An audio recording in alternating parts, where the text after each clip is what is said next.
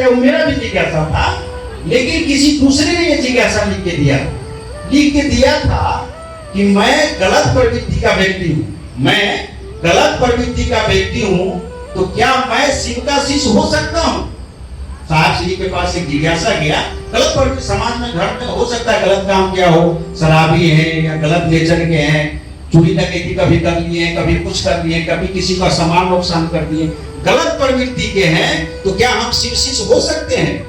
साहब श्री ने जो उत्तर दिया ये सुनने लायक। साहब श्री ने कहा कि जितनी तन्मयता से आप, जितनी तन्मयता से, जितनी एकाग्रता से उस गलत काम को परिणाम देते हैं, माना अपने मन को उस गलत कामों में लगाए रहते हैं, उस गलत कार्यों में अपने मन को लगाए रहते हैं, उतना ही मन यदि आपने शिव को दे दिया, गुरु को दे दिया, तो महादेव गुरु को छोड़िए, मैं शिव शिष्य हरियानंद आपको शिव बनाऊंगा, मैं शिव शिष्य हरियानंद आपको शिव बनाऊंगा। साहब ने कहा कि आपकी वही एकाग्रता मिलनी चाहिए जिस एकाग्रता से आप गलत काम को अंजाम देते हैं, जिस एकाग्रता से आप गलत प्रवृत्तियों में रहते हैं।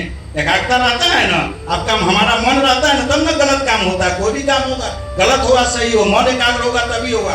तो कहा साहब श्री ने कहे कि वही एकाग्रता यदि आपको शिव के गुरु को दे दिया, तो गुरु को छोड़ दीजिए थोड़ी देर के लिए, मैं हरियानंद आपको शिव गुरु से जोड़ूंगा। इसीलिए साहब लिखे कि मैंने शिव गुरु के दया के माध्यम, शिव गुरु के दया के बसात शिवोन्मुख करने लगते हैं, तो हम आप किसी भी गुरु भाई गुरु बहनों को कम नहीं आकेंगे।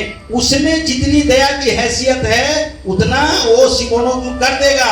अरे यहाँ तक होता है कि जितना शिष्य भाव आप में है उतना वो गुरु भाव है। पूर्ण शिष्य भाव पूर्ण गुरु होता है, पूर्ण शिष्य भाव पूर्ण गुरु होता है। आप समझ जाएंगे कि इसमें पूर्ण शिष्य भाव आया है। लेकिन साहब श्री ने कहा कि कोई किसी दूरी पर है, कोई किसी दूरी पर है, कोई किसी दूरी पर है, हम सब एक हैं, हम भी चल रहे हैं, आप भी चल रहे हैं, आप भी चलिए, हम भी चलिए, सब उसी महादेव की ओर चलिए। साहब ने कहा सबका एक ही नारा है, आओ चले शिव की ओर। उल्लेख है कि मानव शरीर में आविर्भूत सभी गुरुओं एवं सदगुरुओं में महेश्वर शिव का दया भाव ही विभिन्न अंशों में प्रस्फुटित होता है। शिव गुरु दया के एकमात्र दाता है, शिव ही गुरु एक दया के मात्र दाता है। और धरती पर जितने भी गुरु हुए हैं या होंगे, वो सभी में हमारे गुरु शिव के ही दया का प्रविभाव है, अर्थात उन्हीं का आविर्भाव है, उनका दया भाव उसमें आता है। तो कोई धरती पर सदगुरु होता है, कोई राम के गुरु वशिष्ठ विश्वामित्र होते हैं, कोई कृष्ण के गुरु संदीपन मनु होते हैं, कोई दधीची होते हैं, कोई बहुत से अगस्त हुए हैं, बहुत से ऋषि मनीषी हुए हैं जो शिव के शिष्य हुए, मच्छेंद्र नाथ हुए, कन्नप्पा हुए, बहुत से लोग हुए, जलंधर हुए, सभी हुए हैं। तो उन्हीं के दया भाव से सब में उन्हीं का, इसीलिए कहा गया कि आपके गुरु जो शिव हैं वही दया के एकमात्र दाता है। ये दया शब्द हम लोग लगभग बहुत देरों से बोल रहे हैं। दया शब्द का मतलब समझते हैं। दया शब्द का साहब ने कहा यह पहली बार भारतीय अध्यात्म में एक उल्टा हाथ लगाया गया, ये चोट मारी गई है दया का। आज तक किसी ऋषि मुनियों ने कहा, सभी ने कहा कि मोक्ष मूलम गुरु कृपा। साहब ने कहा हमको कुछ नहीं आता है फिर भी हमको चाहिए। कैसे चाहिए? दया माने हमको करना कुछ नहीं, हम आपके योग हैं ही नहीं। और यदि महादेव परीक्षा लेने लगे तो क्या हम आप क्या उसके योग हैं? नहीं। तो दया के दाता कौन है? जो बिना परीक्षा का वो सर्वस्व दिया, अब वो सोचे क्या हमको देना है।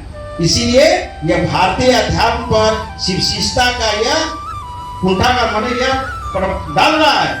लोग अचंभित है, यह पूरी दुनिया अचंभित है कि क्या बात लोग कर रहा है, क्यों जगह जगह महादेव कर रहा है, क्यों शिव गुरु की दया कर रहा है। हम आप सोच रहे हैं कि दया मिल ही नहीं रही है। यहाँ सैटेलाइट से, अंतरिक्ष से दया शब्दों को ले रहा है। गुरु साहब श्री के वाणी को लोग लेके और लोग बड़े बड़े दार्शनिक से उसको मिलान कर रहा है। इस भारतवर्ष में एक साहब श्री हरियानंद है, वो क्या बोल रहा है और अंतरिक्ष में इसका क्या प्रभाव पड़ रहा है। जब अंतरिक्ष में प्रभाव पड़ रहा है तो क्या हमारे आपके मन पर प्रभाव नहीं पड़ेगा? क्या हम आप उतना थोड़ी है, पत्थर थोड़ी है।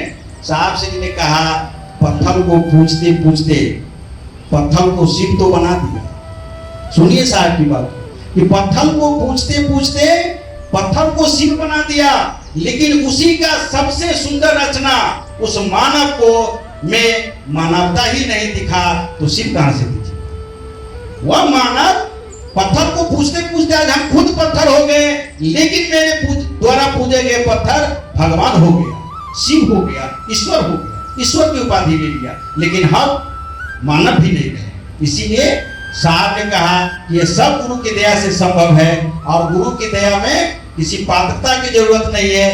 इसीलिए साहब श्री ने कहा कि मैंने परीक्षा किया है, आपकी परीक्षा प्रार्थनीय है। शेष सभी स्वनाम धाम गुरु तथा सदगुरु प्रदाता के रूप में पूजित हैं। कहा गया है कि बाह्य गुरुओं को भी अंतर गुरु होना होता है। वाणी, शब्द और मौन व्याख्यान की सीमा से परे जाकर शिष्य आत्मा की परमात्मा से अनुमति सुनिश्चित करनी होती है। आप देखिए गुरु को क्या करना होता है। शेष सभी स्वनाम धाम गुरु तथा सदगुरु प्रदाता के रूप में पूजित हैं। कहा गया है कि बाह्य गुरुओं को भी अंतर गुरु होना होता है। वाणी, शब्द और मौन व्याख्यान की सीमा से परे जाकर शिष्य आत्मा की परमात्मा से अनुमति सुनिश्चित करनी होती है। आप देखिए गुरु को क्या करना होता है ना। इसीलिए हम लोग बचपन में सुनते थे कि गुरु है ना, पानी पीजिए छान के और गुरु करिए जान, माने उसको समझिए गुरु को। देखिए गुरु को किन किन माने चीजों से ऊपर जाकर शिष्य आत्मा को परमात्मा से सुनिश्चित करना होता है। खाली मंत्र ले लिया, पढ़ लिया, उससे नहीं होगा। माने वाणी माने बोलकर, शब्द और मौन व्याख्यान की सीमा से परे जाकर, ये माने वाणी माने बोलकर, कोई बोलते हैं शब्द दे के मौन व्याख्यान, किसी को मौन व्याख्यान में डाल जाए, साधना करो जाओ, सीमा से परे जाकर शिष्यात्मा की परमात्मा से अनुमति सुनिश्चित करनी। जो गुरु सही गुरु होता है ना, उसको बोल के भी नहीं, शब्द दे के भी नहीं, मौन व्याख्यान माने साधना करो, किसी से बोलो नहीं था, उससे भी परे जाकर शिष्यात्मा को माने हम शिष्य हैं, उसको परमात्मा से एक सुनिश्चित करनी होती है। अब ये कौन गुरु करेगा? जो वहां तक, जिसको वहां तक पहुंच होगी वही ना पहुंचाएगा। अब सोचिए हम लोग अपने जीवन को कहाँ झोंक रहे हैं, अब तक कहाँ झोंक रहे थे।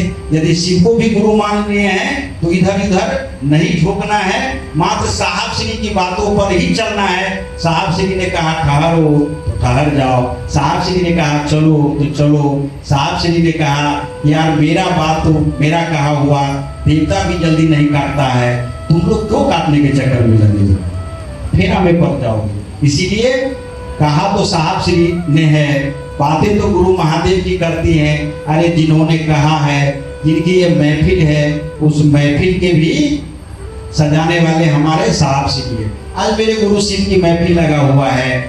आप समझिए जरा सा कि यदि किसी में प्रेम होता होगा, यदि प्रेम की व्याख्या हम आप कर सकते हैं या सुने हैं, तो उस महादेव को उस साहब श्री से कितना प्रेम रहा होगा। और है रहा होगा नहीं भाई, है कि कहीं भी अपनी महफिल उन्हीं के साथ सजाते। कभी गौर की इस बात?